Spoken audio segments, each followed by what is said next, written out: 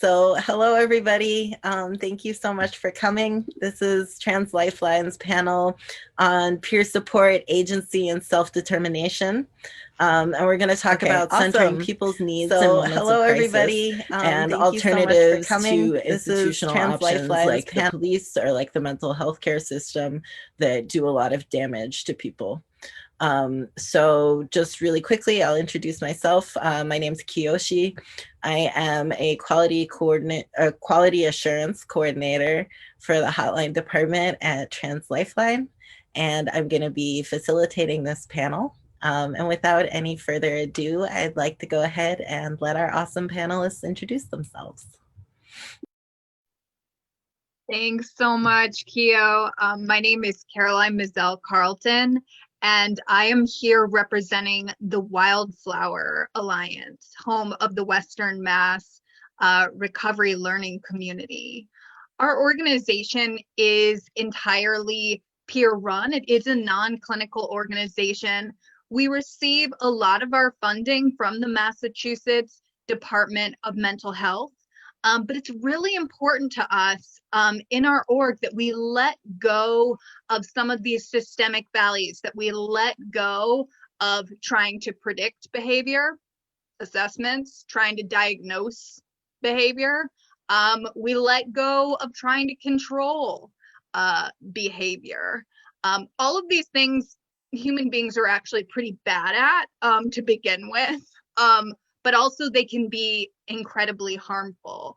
So our organization includes things like a peer respite, a FIA in Northampton, community centers where people can come and be a part of community without any type of red tape, no referral, no assessment, no diagnosis needed. We're also very well known for our alternatives to suicide groups. Which began as a partnership with a harm reduction organization. So we started with harm reduction with that work versus partnering with the Department of Mental Health. And we created these spaces where groups that are facilitated by people that openly identify with their own experience of suicide. And again, no risk assessments occurring in these groups. No one is under threat of, commitment or force. And it operates completely outside of a biomedical or pharmaceutical model. So in my organization, because we've had these experiences of letting go of some of these systemic values, we've had the opportunity to learn a lot about what can come in their place. What can come when we're focused on building community, building relationship, when we're focused on looking at what are the external factors that cause people to be in distress. Things like white supremacy, income inequality, transphobia, rape culture. When we're looking outside at context versus internal pathology. So we've learned a lot in that process of what truly builds, what truly creates healing communities. And so a lot of our work also involves supporting other organizations throughout the world to adapt some of these values and approaches to their needs. So it's always exciting, to go to other communities.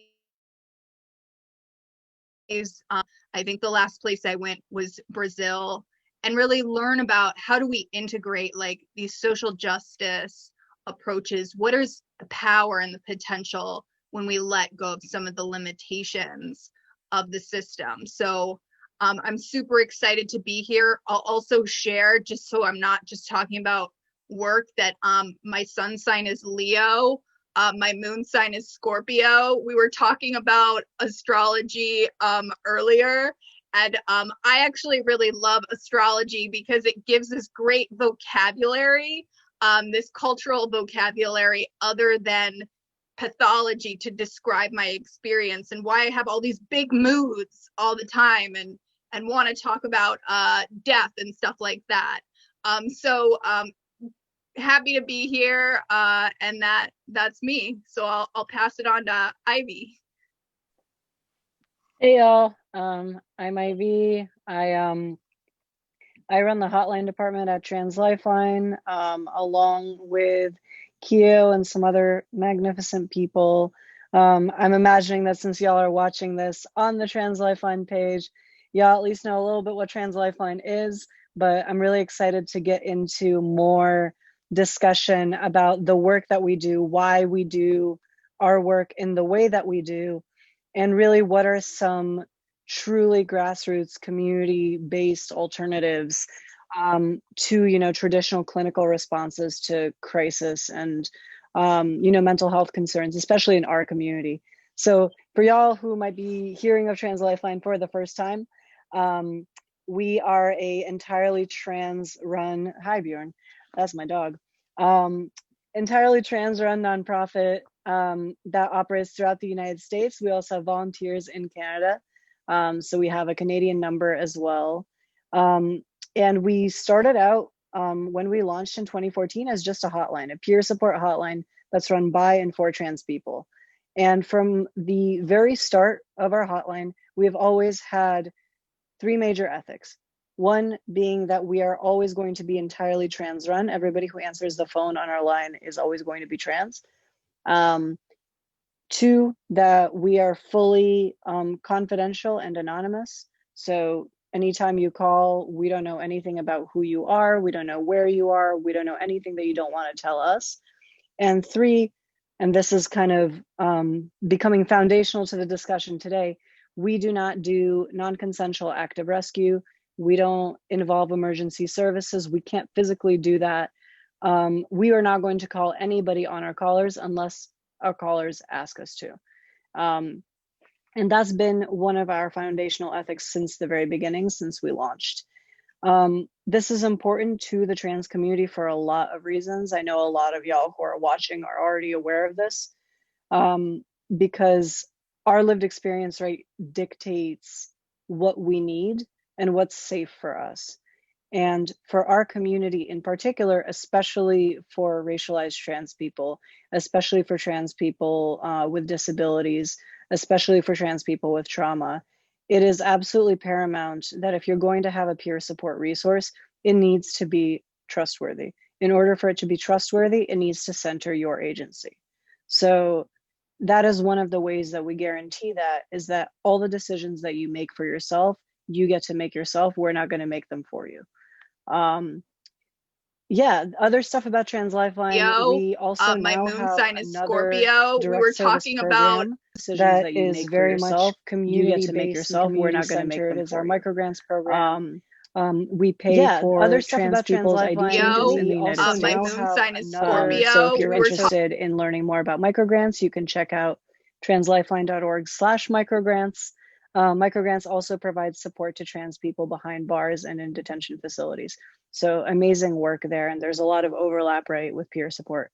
Going back to, some of our ethics of peer support that we'll be able to talk about a little bit more. You don't need to be in crisis to call our hotline. You just need to be trans or questioning and needing to talk to another trans person. We believe in preempting crisis by supporting our community and giving resources or just giving a listening ear or whatever you might need in terms of support before you're in crisis. And if you're in a really bad place already, we're also happy to talk to you. We're also happy to provide a listening ear and support. Super excited to be here. Super excited to see what people have in the comments as questions. If you have any questions for our hotline or for any of our other amazing panelists, please drop them in the comments. And yeah, really excited to be here. A little bit about myself. I use he, him pronouns, as I said. I'm in New England. I have a lot of animals. I have a dog, 2 cats, and a bunch of pet land snails, kind of known as the snail dude at Trans Lifeline.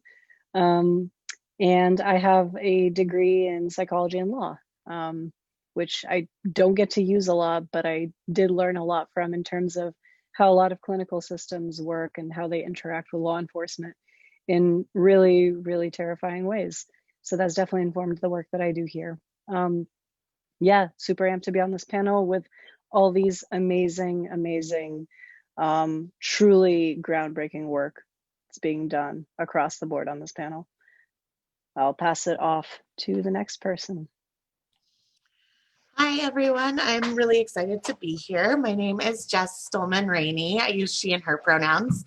And I am a mad, queer, feminist, witch, and care worker. And I work as the Director of Program Development at Rocky Mountain Crisis Partners.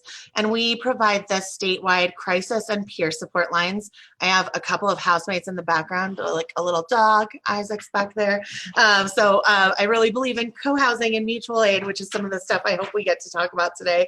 So that's a little preview into some of that. I'm located in so-called Denver, which is land stolen from the Arapaho, Cheyenne, Ute, and Sioux people. I'm a Scorpio sun, Aquarius rising, and Aries moon, if that's important to people. It's important to me.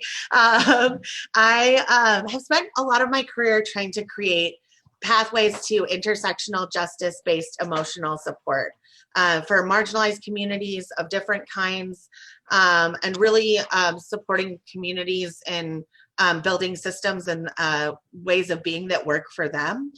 So that's sort of where my passion is.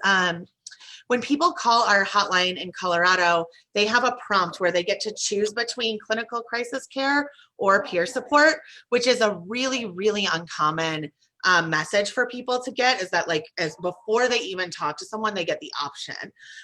So I think this has really created some cool pathways for people to be introduced to peer support that otherwise really wouldn't. And so we have some pretty high volume of calls on that line in comparison with a lot of folks who are providing peer support, which comes with all kinds of interesting challenges, and like having one center that's providing work for the state comes with challenges. We can talk about any of that if that's interesting or useful to people.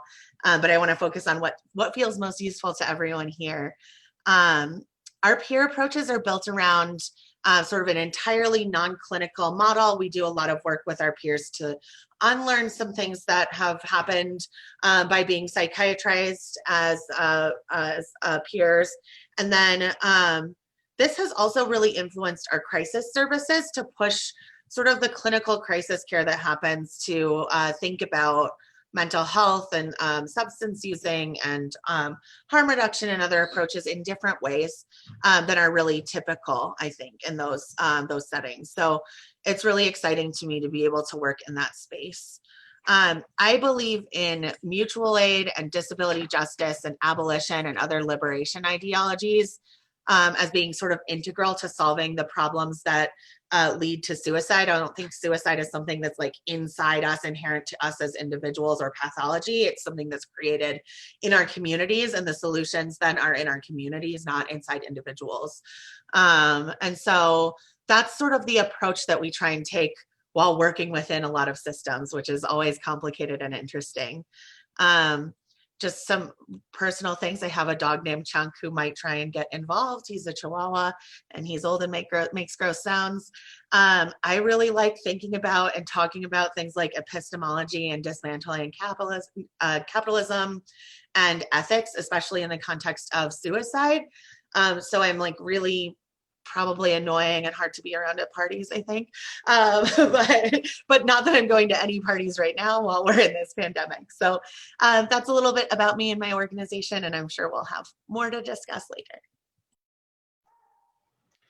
Hey everybody, I'm Michael Munson with Forge, and I'm really happy to be on this panel and part of a really unique discussion that we don't oftentimes have. I am, like I said, with Forge, which is a 27-year-old trans anti-violence agency. So the intersection of transness and anti-violence is all of the work that we center on and work with. We are national in our scope, but we do have some programming in Milwaukee and Wisconsin area where a couple of our staff are located, which kind of brings us back to our roots, which was really a peer-driven support group that started 27 years ago when people didn't have the internet and didn't have some of those resources that we have now. So we've grown out of that peer-based group into working more with sexual violence, intimate partner violence, and hate-motivated crimes. Our work is kind of divided, so it's a little bit different from the other folks. We do a lot of training of victim service providers, therapists, advocates, those folks in the traditional modes of healing, because we really believe that some people do need those kinds of services, and we want to make sure that those providers are as informed as they can be to work with the folks in our community. So that's about 75% of our time. And then the other 25% is working directly with trans and non-binary survivors. And that direct work is all virtual, basically. So through publications, through social media, through blogging, through, we don't have a hotline or a warm line, but through phone-based contact with folks who reach out and are asking for services. I'm going to keep this short so that we can get into the heart of our discussion. I am Forge's executive director, which doesn't mean a whole lot other than it's a title. And I am our primary trainer and do program development and fundraising and all of that fun stuff. We are majority federally funded, which is an interesting place to be as a trans org. We were one of the first trans orgs to receive federal funding through the Department of Justice, which is an interesting thing right now, given where the Department of Justice was for the last 4 years and how it's hopefully going to be changing again now. So that's just one of those interesting things that we have to work with those systems, which is kind of what we're opposite of what we're talking about today, about not working with those systems. So we like to find ways of creatively working within those kind of systemic structures, and still allowing people to have agency, to be trauma informed, to be empowerment based, to really focus on the resilience of folks within our community. We are definitely harm reduction focused in our work, and we really, really care about people, again, having that agency and focusing on the resilience that is within all of us.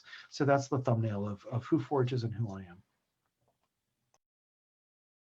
Awesome, thank y'all. And just a reminder that, as Ivy said before, all y'all who are watching, just drop your questions in the feed and we're gonna try and get to as many as we can while we're going. And then there's gonna be a little bit of time at the end that's just for questions. And so without further ado, I guess jumping into the first thing I kind of wanted to bring to the table for y'all to talk about. You've sort of covered this, but I wanted to know if there's anything more you want to share about how you came to this work or why it's compelling to you. Or more generally, why having avenues of community care and support are so important.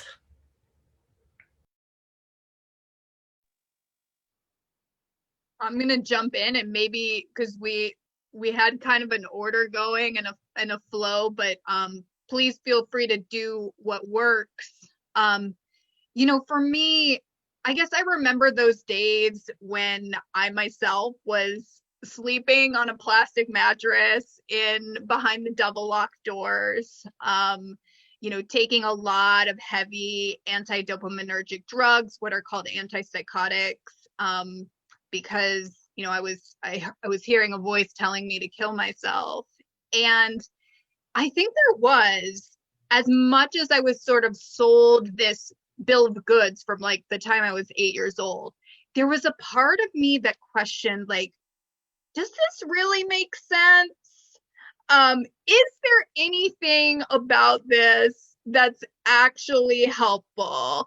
You know, this guy that comes in every 15 minutes while I'm trying to sleep, this big guy with the flashlight doing the 15-minute check, scares the shit out of me. But does any of this really make sense? I think ultimately, though, if I'm super honest, the reason I started in peer work, I started the week I moved out of a group home, was because of my checkered kind of record due to being institutionalized. I couldn't find another job. But what really made a difference for me, I think, was finding out that I wasn't alone in not getting, you know, the healing, the support that I needed from the system. I think for me, I really needed to look behind the curtain and attend some of those staff meetings and find out, wow, there's a lot of folks here that aren't speaking about people in ways that feel hopeful or healing. There's a lot of folks here that I think for me, maybe it was the safety contract, sort of seeing this system that over and over seemed more focused on risk management than healing, to the point where, you know, people were being given like these pseudo legalistic contracts to sign, instead of being given the time and space to explore, you know, why might I be hearing a voice telling me to kill myself? Might there be a message there that something in my life needs to die or to end for me to go on living? Like, what does this truly mean? So I think it was a lot of those experiences, you know, finding back in the day, I'm older, I'm 38, so we could smoke in some of the psych wards. And if y'all remember, like, how healing, like, that was the one group that like really felt like powerful, right? When you were all in the smoker's cage and people could just get real and not worry about, you know, being assessed, you know, not worry about, you know, symptom management and all that, and just be authentic. And so I think for me, a lot of these experiences drive me. And just knowing, you know, for those that are listening that are in clinical roles, you know I've met so many clinicians that are also tired of systemic values. They're tired of the moral injury that comes of being expected to force people to do things that they don't want to do. They're tired of being really locked into certain protocols and procedures that they don't see as working. So I think a lot of these personal experiences drive me, but the more I hear the stories of folks working in the system as well, I know that the fight is also for them in many ways. And when we create alternatives, we're also creating new potential to inspire those that are still within the system. Yeah, I think one of the things that just resonated for me about what you said, Caroline, is that I remember I had to do DBT groups many times, that everybody, right? We've all done it. If you're like a white woman and you try and kill yourself, you're for sure going to have to do DBT. You'll take your tour of the DSM. It starts with borderline personality disorder, but if you hear voices, it ends with schizophrenia, right? And so like I did that. I did that whole tour. And the groups that were the most helpful were like the groups we did after group, you know? So like, for some reason, it's always at a Village Inn, or at least it was for me. Like we would go to Village Inn after like our DBT group. And then that's where real like healing and like work, what they call work, happened. I had really good, lucky experiences when I was in college and decided to come off of psychiatric medications that were really harmful for me, where I had some older women who were really helpful to me in that process. I used some strategies that I don't recommend for everyone, like drinking excessive amounts of wine as a way to get through the like womp womp womp, you know. But I think that what I learned through that process is that like there were people that I think found some value in some of the things that they learned in clinical spaces, and that's great. And then but the thing that people found the most value in was connecting with each other. And we've built these whole systems around disconnecting, like these systems that are by design keeping us from talking about the things that we want to talk about.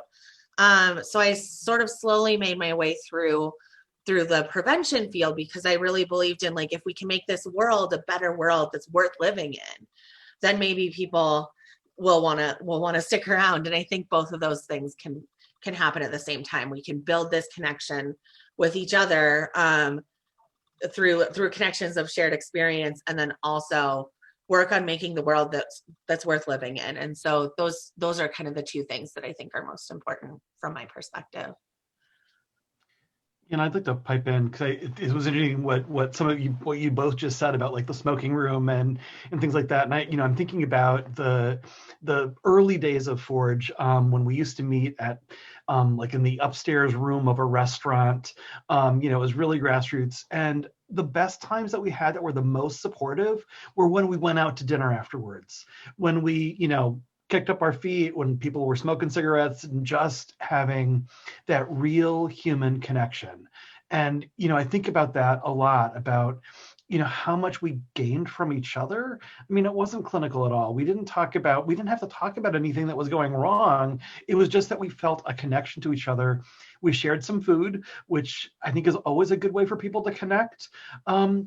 And it was just really real. So I was thinking about that, and then I was thinking about in the 2000s, so that kind of 2000 to maybe 2010, we did a lot of creative arts based work. So the groups that we facilitated were Writing to Heal. They used artistic methods. We didn't talk about trauma directly. We didn't talk about survivorship directly, and that's still true today.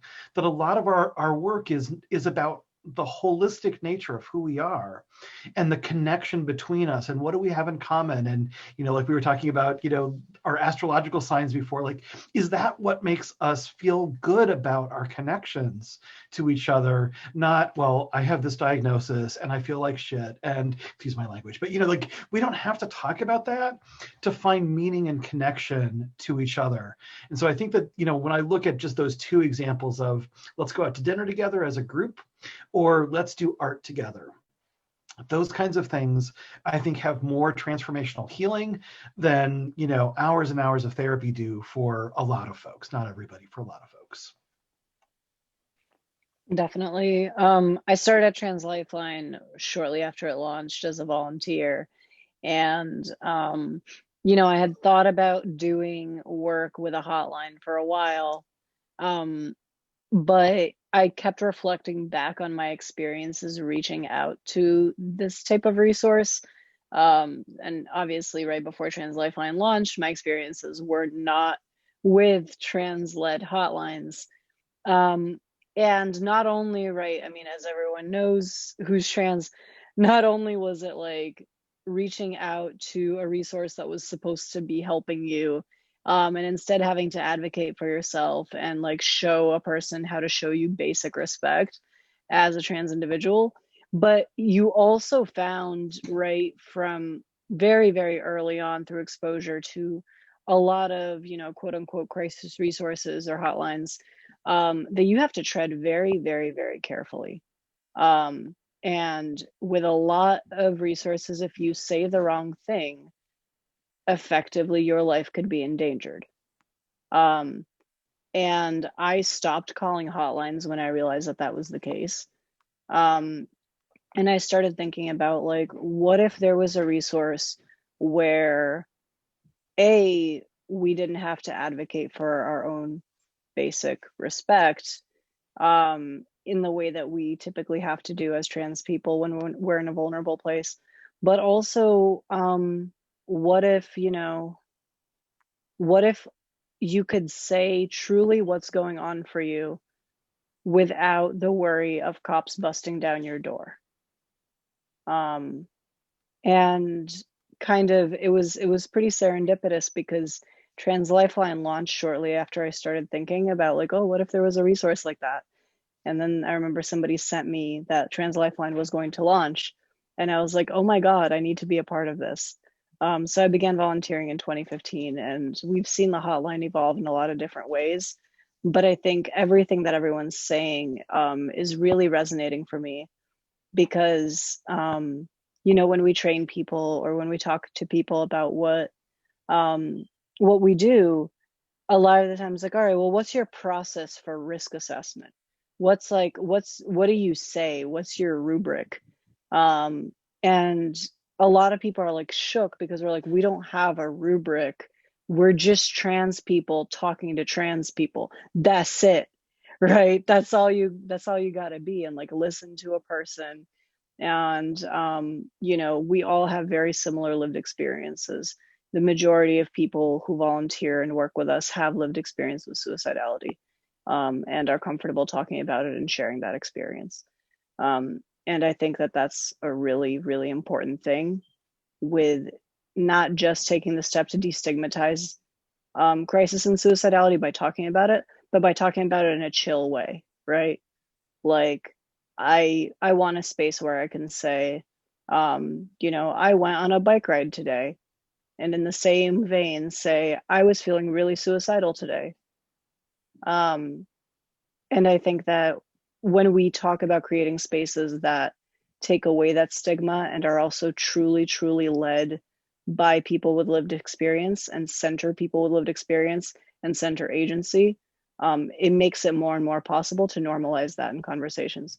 And what I like to think is the work that we do, I think, inspires people to normalize those types of conversations amongst themselves without acting like crisis or suicidality or any like mental health challenge is some type of emergency all the time.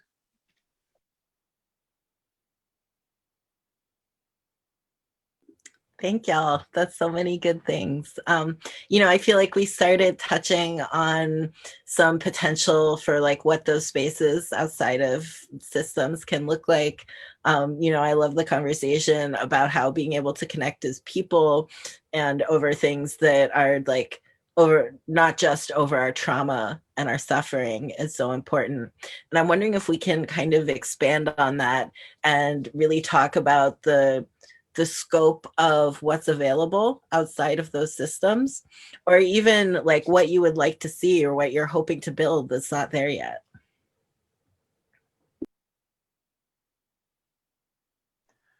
I'll start us off. This is something that I really care about, and I think all of us that are here really care about. And I think that we live in this culture where we get taught how to read, we get taught how to write, we get taught how to do math, but we don't get taught about like how to listen well to each other.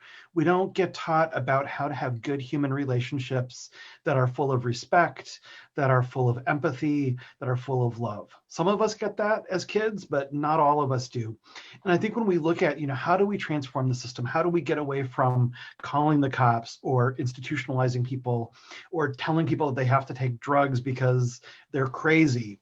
What if we listened to each other and had compassion for each other? And I really think that, I wish that we would spend more of our time and investment as a culture enriching those areas of our lives. And it takes time and it takes investment in that. And I don't think a lot of people find value in that because we're living in this world that's, highly driven towards how much money do you make, what kind of job do you have, and all of those kind of type A personality types of things, which I am one of those people, but I also really value listening. So I think that that's part of the key, at least in my world, about how do we change the system and how can we get to a place that's more respectful and whole and gives us the opportunity to heal, not just get another label, psychiatric label or any other kind of label. What? Oh, sorry, Caroline, did you want to talk? I went first last time. Go ahead, Okay. Jess. Okay. I have a really strong focus, I think, in crisis and suicide. That's the stuff I'm most interested in talking about, I think. Although I think there's a whole big spectrum of things outside of that that really, really matter. But I really would love for people to always have access to an alternative option for everything, every sort of step of a clinical intervention or whatever that exists. And so in Colorado, we have a crisis system that's centralized, and it starts with a hotline. And so we have a peer line connected to that. And the way it's built, there's supposed to be access to peers at each step of the way, but not everyone has approached peer support in the same way that my organization does in some of those face-to-face services places. So what I would like to see is in the places where there's walk-in crisis services, that you could walk in and see a peer and it would be divested from those clinical services. So you're not putting yourself at risk of hospitalization and those other things by accessing that. That there's respite services that are really peer driven and ideally sort of autonomously peer peer run. So I would really like to see sort of big systems of support in that same way. But then the other piece of this for me is, so there's systems work like that of creating sort of a peer system. And then there's this piece about creating communities where we support each other so we don't need systems, that I feel like is really, really valuable and often doesn't get talked about in the same context. But the most valuable things in my life have always been creating a community of other people who I trust, who I know like would come over and sit and watch me, you know, be really, really crazy, right? And be okay with being in that space with me, and that I would do that for them. And people who I know who are gun owners who go through a difficult time, who are going to drop their guns off at my place, and I'm going to take care of that for them until they're ready for gun ownership again, and things like that. So those community networks of support are things that are really accessible to us if we work on building them in our spaces. And sometimes faster and more accessible than anything systems change related. Yeah, I think it's really awesome, everything that has been said. I mean, when we think about the system, one of the big problems with it is it's based on these false binaries, right? Like the sick versus the well, the helpers versus the helped. And even in the peer world too, it's like, you're recovered, those people aren't. So you're recovered now, Caroline. So some of my first peer roles, it's like, you shouldn't be suicidal anymore. You shouldn't hear voices or struggle with big emotions anymore, because it's the recovered versus the not. And you know, what do those binaries create? They create othering and they create fear. They create fear.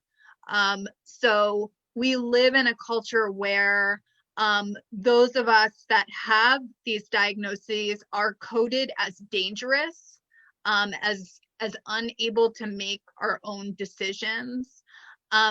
So I do believe that we could create alternatives in every moment, in every interaction that we have in our community. But the first thing we have to do is dismantle some of that fear. And, you know, Michael's right. A lot of folks, we don't learn how to listen. We don't learn how to be curious. We don't learn how to validate. Oh my God, like I've done training sometimes for people with master's degrees and PhDs, and they couldn't validate themselves out of a paper bag. They couldn't even say, I'm like, say it with me. Say, that sounds really hard. Or you could try just saying, wow, that fucking sucks. I'm so sorry that happened to you. And it's like, I feel like so much of what we need as humans is just to be witnessed in that way. And yet we have folks that cannot do that. And so I guess for me, you know, I would like to see more conversations about just basic, like, emotional literacy, because yeah, I think we have these communities, like spiritual communities, social justice communities, LGBTQ communities. I'm wearing my Jewish roller derby sweatshirt. You know, I did roller derby. I'm Mazel Tov cocktail, and I'm also a part of the Jewish community too. And so if we could just ensure more that in our culture, in all these spaces, that we're not approaching each other from this systemic fear, this desire to diagnose, control, and other, but to simply say, what's going on? I'm here, I'm listening, or that vulnerability of I've been through this too. So certainly, like in terms of like new stuff, I would love to see, there's all these things I would love to see. Intentional farm communities that are accessible and affordable. Like I see a lot of people like building like, you know, communities connected to the land, incredible healing potential there. But I think there's so much richness available to us if we could just allow people space in these various communities to feel what they're feeling, and not be, locked up, labeled, othered, or, automatically just asked, oh, and what pill are you taking for that? So there's so many things that I would love to see, but I guess my prayer right now is just that we could all just maybe learn to validate and listen to each other. And as Jess said, we wouldn't need to rely on these systems as much that unfortunately we do see people harmed in every day.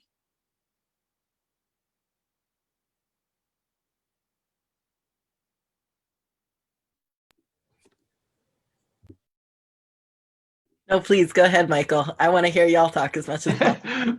Well, I find it fascinating that, I think about binaries all the time, and I think a lot of us do, and I love thinking, and I love what you just said, Carolyn, about how it creates othering and how it creates fear. I mean, the othering has always been obvious to me, but the fear part of it is really true. That we live in a world, we do a lot of victim services, so it's you're either a victim or a survivor or a perpetrator, and you can't be both. And so many people are both, right? It's like people are messy, people are complicated. We are not one or the other, even though the world wants us to be that way. And you're really right that it creates a sense of fear when people are trying to stay in that binary, and they're realizing like, well, I don't fit in that binary. And what happens when I don't fit in that binary? And how can I access the support and help that I need, whether it's peer-based or professional-based, whatever it is, when people think that when they don't fit that mold. And I think that you're really right. And I think that, everything in our world, it seems to be really binary focused. And how do we break free from that?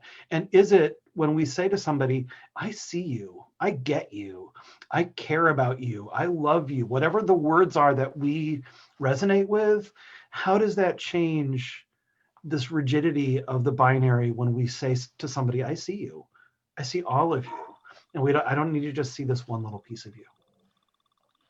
Yeah, I think that fear piece is so huge. It's something I talk about a lot with people in clinical settings. Is just like, if any time we are making our decisions from this place of fear, we make decisions that can harm people because we're acting as if, right, that person is an enemy to us, and that we need to keep ourselves safe and protect ourselves from whatever it is that it is we're afraid of.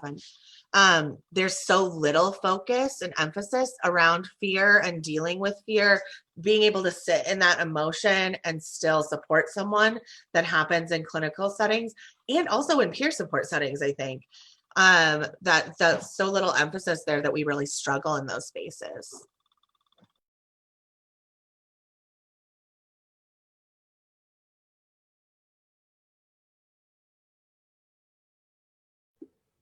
So it looks like Ivy is having technical difficulties. So, he might be back.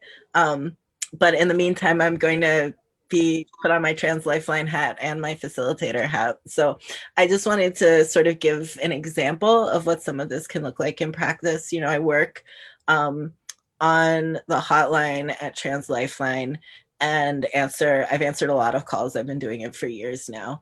And I notice,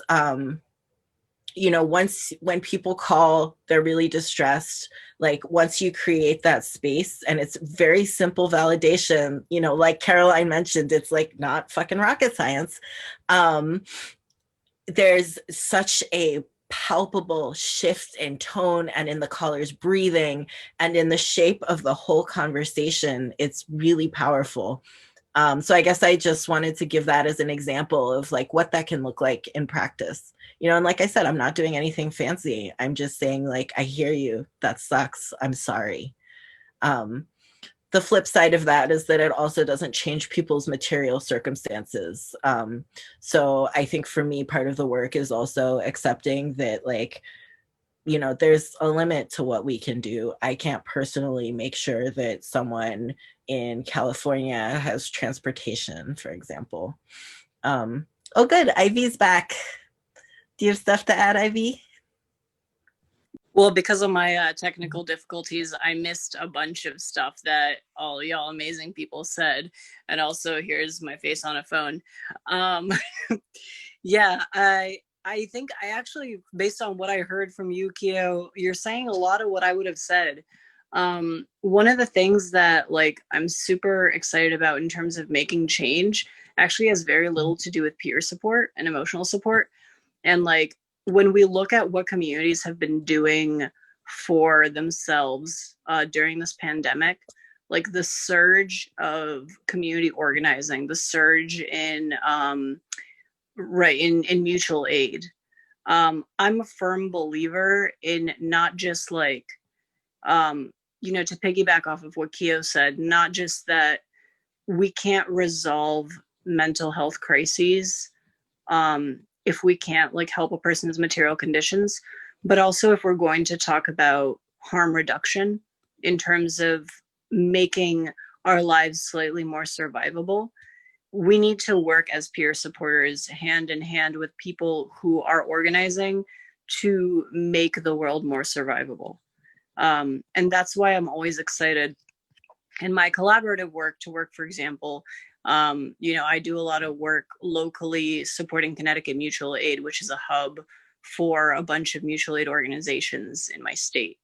What does that have to do with peer support? You would think like not a whole lot, but we end up having conversations about like what makes life survivable, what makes it easier to exist. And I think that hand in hand with emotional support and solidarity and shared lived experience for each other, we always need to always have an eye towards how do we change our lived material circumstances? How do we improve our lived material circumstances? And a lot of the time, the qualifications for making those improvements and knowing what they need to be are exactly the same as the qualifications for quality peer support. It's understanding the harm that systems do to us, and it's having the willingness and the bravery and the strength and honestly the understanding of the urgency to build something better despite a bunch of people telling you that you can't. And that's, I think, what a lot of us are doing here, using the qualifications of our shared lived experience and using our commitment to building something better, because we understand the urgency of that and we understand how enormous the impact can be. And I think that's why, especially over the past year, I've had a huge eye towards mutual aid organizations and towards organizations that really call out the overarching economic and material systems for what they are. So that's also a big part of collaborative work for me as a peer supporter. I really love that. And I did a training earlier today on basically defunding the police and alternatives to police involvement, specifically around trans and queer folks.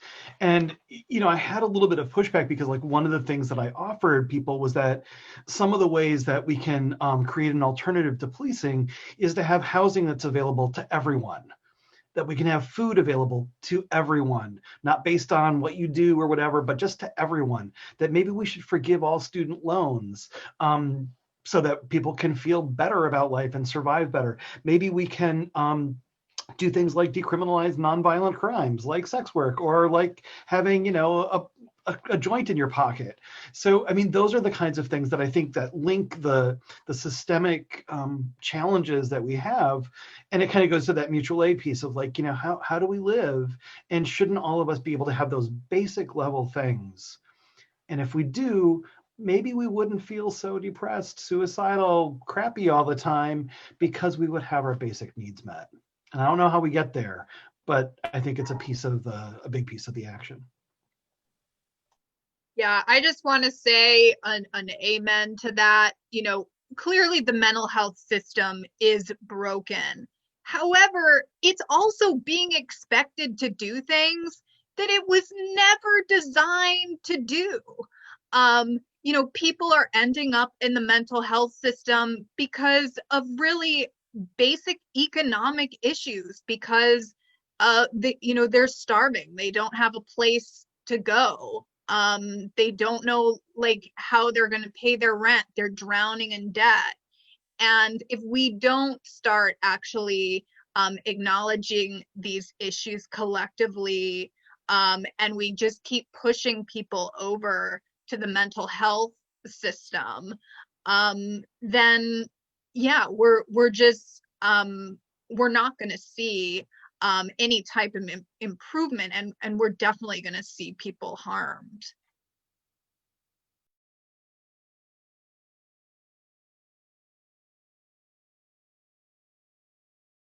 Absolutely. I'm just keeping an eye on the time. I'm noticing that we have 5 minutes left, and I was very overambitious with my questions. So I'm going to give y'all a choice. And the first choice is talking about ways that we all in our work make sure that we're like constantly centering the most marginalized and assessing our success in doing that. And the second one is talking about how you set good boundaries while doing this work and don't let it consume you. So, one or two. Do we have any questions from the audience also? I don't see any in the chat right now. I think I don't remember which number was which, but centering the most marginalized in our work is really, really, really hard to do. And I would not even begin to claim that that's something that I can do well. I think we're all very imperfect in our allyship. And recognizing that is such a critical component of doing this work effectively, is that you know that you will make mistakes and you have plans for accountability for that. And that you are able to take critique, that you can remember that critique is about love. That's something that's really important, and give yourself also grace when you respond in the wrong way, and then go back and revisit it and redo it until you do it the right way, as long as that's not harming people to do it like that. So I guess I know that wasn't very exciting as a response, but I just think it's really important to just not hold ourselves to this standard of perfection that's developed by white supremacy to begin with. And Jess just picked the answer for us. So it was number one, or that was number one, right? Can we go with number one? Because it's an interesting question.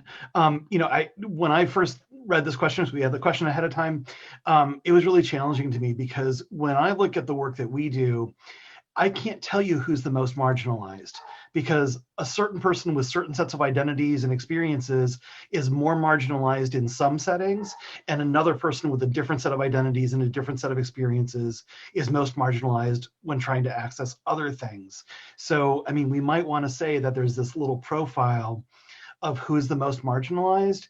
And I know in our work, I couldn't tell you who that is.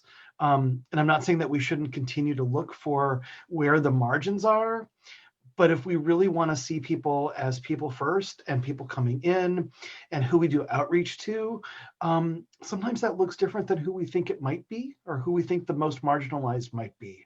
So I just, I think I struggle with the question, because so many of us only look at a small window of that marginalization. And sometimes we're missing who's right in front of us because they don't look like who we think is the most marginalized.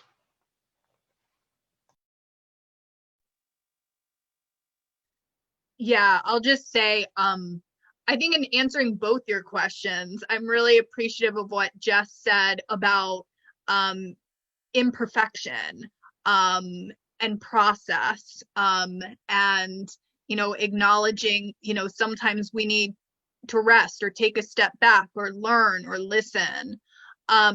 So I'll just offer, one of the things I do as an imperfect person along the lines of this centering the most marginalized. For me, in that work, it has been helpful for me to continue to engage with the system. For myself and a number of people I work with, we provide peer support in a locked mixed forensic unit. So this is a place where, our racist criminal justice system comes head to head, with a mental health system. And it's like where those places meet, it is a dark, dark place. And I meet people in those settings. And even when I'm not in those settings, like I hold them in my heart. I think of, the young people of color that I've met in those settings. I've met young people that are so chemically restrained, are on so many drugs that, I think of this one young Black man who was lactating because the drugs that he was on were so heavy. And for me, it's an important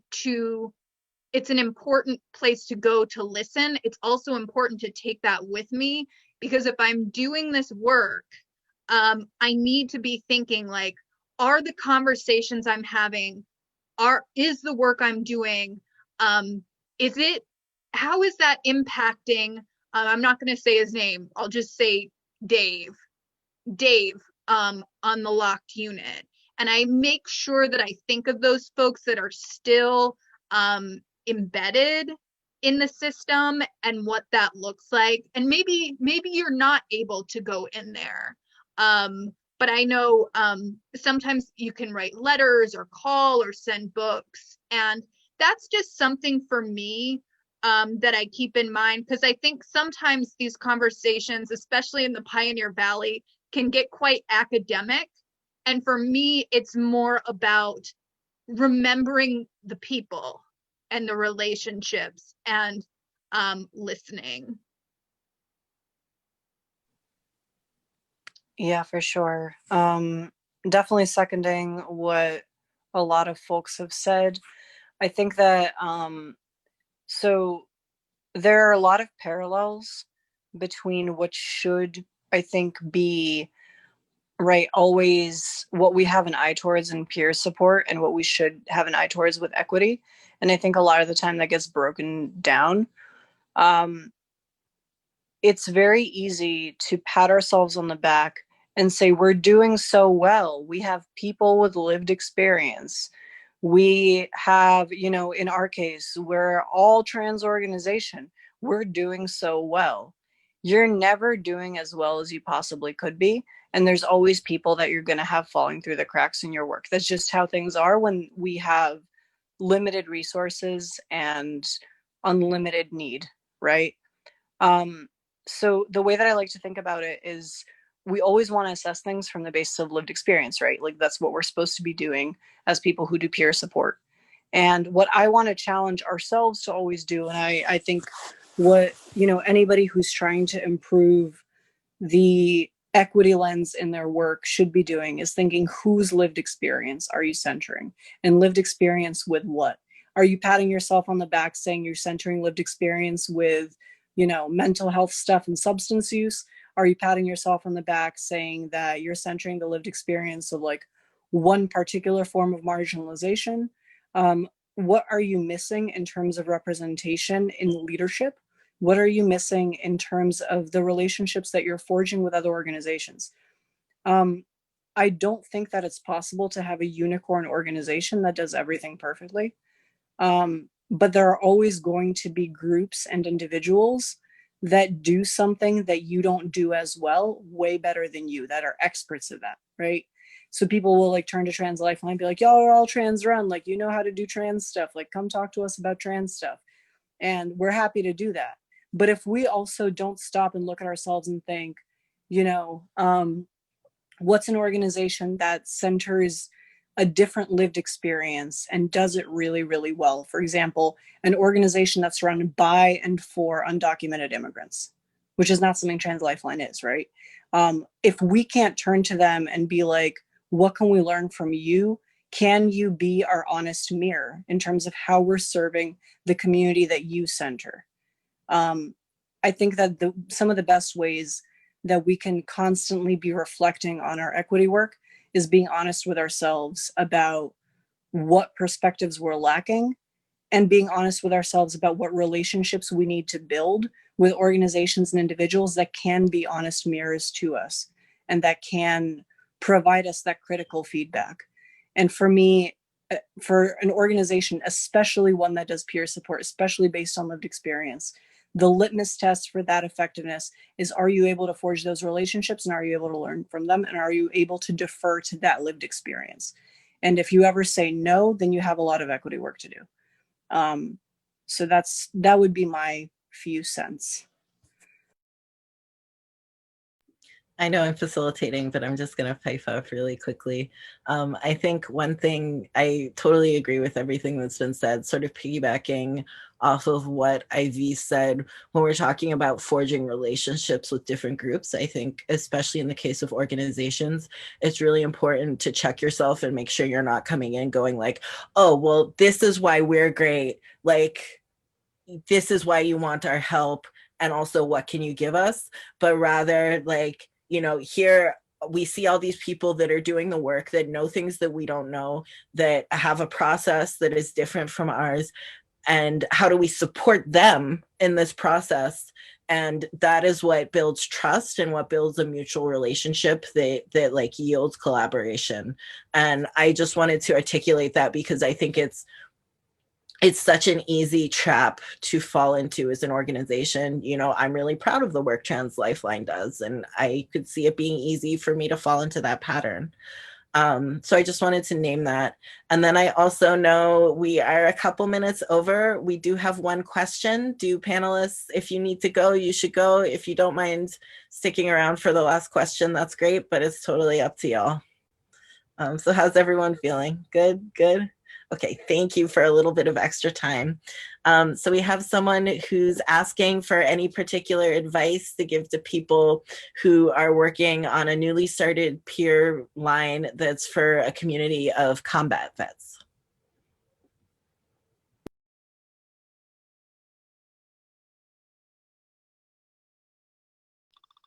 Well, I imagine you know more about combat vets than I do, so I don't know that I could give you good advice about that.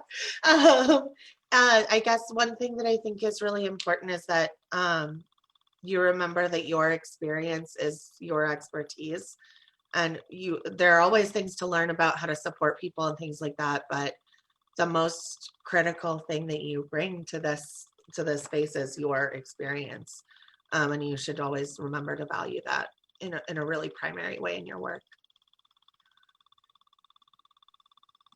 Yeah, I don't know if I have any advice to offer, but what I want to say is I'm really excited for you. And thank you for taking that on. I would love to see a culture where we listen to veterans more. One of the most powerful experiences of my life, I'm on the board of the Hearing Voices Network, was doing a training for veterans that hear voices, see visions, and experience, non-consensus reality states. And it was just amazing. But what I also heard was so much shame and so much fear around sharing in the civilian world, like what they had been through.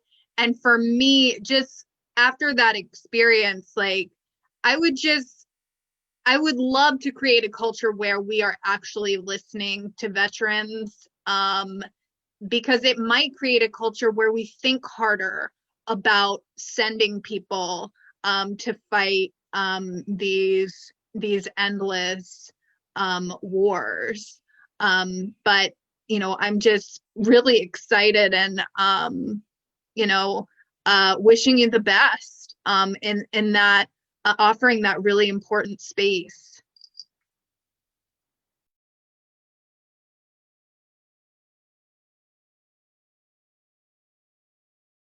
Definitely. I can pipe up a little bit too. I think, sorry for going in and out, by the way, y'all. I'm on like different screens. I think just real quick, something that's really great is to make sure that you kind of think about what kind of structure do you want to have early on, right? What kind of policies do you want to have early on? For example, if you want to have an anonymous hotline, what is it going to take for you to do that? And this isn't just for veterans, it could be for anybody. If you want to have a hotline that is based on the internet versus, you know, one that works through a call center, et cetera, et cetera. It's really good to think about how structurally those policies can be implemented best early on. And this is a great opportunity to learn from also people who run similar services. We get a bunch of people contacting us being like, I want to have an anonymous informed consent based hotline. How do you do it? We talk about it. I want to have a hotline where people don't have to come into a call center. Let's talk about it. I want to recruit people with this, that, and the other lived experience. Let's talk about it. I think that one of the best things that we can do for each other is not reinvent the wheel. So super excited for you. It's always great to have peer-based resources, especially for so many of our more traumatized and more vulnerable communities. And I guess to add on to what everybody else has said, our inbox is open. If you ever want to brainstorm together, please feel free to reach out and we'll be happy to do that. We work with a bunch of people who are trans vets, and I'm sure would be happy to connect with you. So definitely kudos to you for doing that, and looking forward to maybe getting a message from you or learning about all the amazing stuff you're doing. I just wanted to piggyback on the kind of available to you kind of mentality of, I know I put some links of ours in the chat on Facebook, and you know, I'm wondering if all of us want to share, if we feel comfortable with that, how people can reach out to us, because I know that we are always willing and interested in working with folks and learning together about the challenges that we're all experiencing when we venture into new lands. So. Awesome. Thank y'all. I'm piping in with one last thing. And that is just something I wanted to bring to the attention of the person who asked the question. Is I think it's really important early on to think not just about how you're going to support the people on the phone, but how you're going to create a network of support for people who are doing the work. I know that's something, you know, I would say most of our operators on the line have their own trauma, and then you get secondary trauma. So to ensure that this work is sustainable and you're not burning out the people who are providing that work, you know, I would really think about like how you can create those networks of community care within your hotline as well. Yeah, and that's all. I want to thank our brilliant panelists so much for being here. I basically didn't have to facilitate anything because y'all just have all these awesome thoughts. Thank all of y'all out there for watching and for your comments. We're gonna try and drop info. Let's see, do I have permission to use everyone's email addresses and drop that in the thread? Okay, awesome. So we'll drop that in there in just a sec. And I hope everyone has a great night and take good care. Bye, y'all. Take care. Thanks for hanging out. Thanks, This was everybody. fun.